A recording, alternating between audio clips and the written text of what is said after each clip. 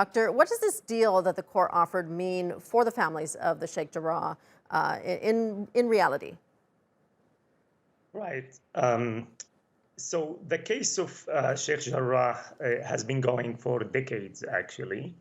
In the last hearing, it's kind of bringing the ball to roll back to a proposal or to a legal situation that was already established in the 1980s, which, following the Israeli occupation in 1967, the Palestinian families were, to the least, if not full owners to the lands, since the Jordanian government has allocated these lands and houses to the Palestinian refugees' families, but failed to formally register their rights in the land registry.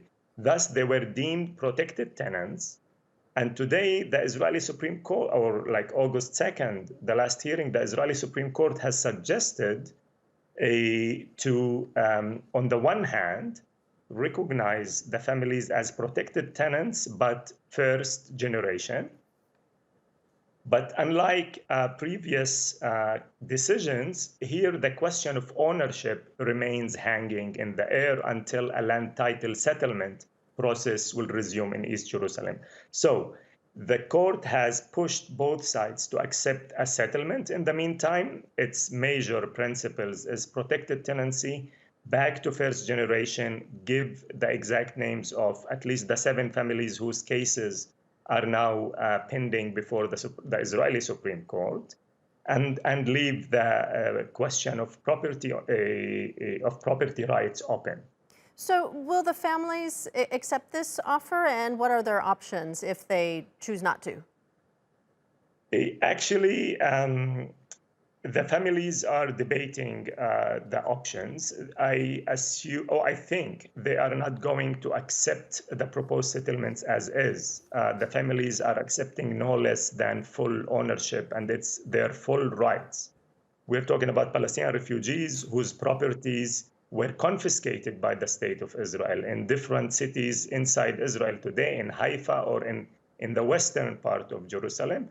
Whereas the Israeli legal system taking racial lines, allowing only Jewish families to reclaim pre-1948 alleged properties in different parts.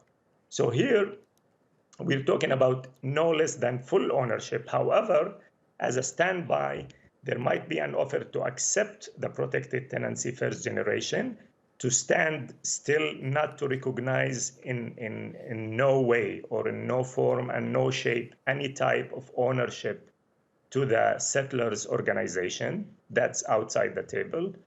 And the other option is also to freeze the situation as is, because protected tenancy is also open to abuse and exploitation under the Israeli law if the owner, the alleged owner who is renting the property, for example, seeks to initiate a new housing project and thus pay compensation or alternative housing to the Palestinian families. And we already know that the settlers organization, its name is Nahalat Shimon, has their housing plan for a large buildings to be erected in the neighborhood, and new Israeli settlements at the heart of Sheikh Jarrah, which is pending in the drawer, waiting to be brought to the Israeli planning and zoning authorities. And we know that this is at least the goal of Nahalat Shimon, of the settlers organization, at this stage until the full ownership question is decided. Okay, we're going to leave it there for now. Dr. Ahmad Amara, thank you for your time.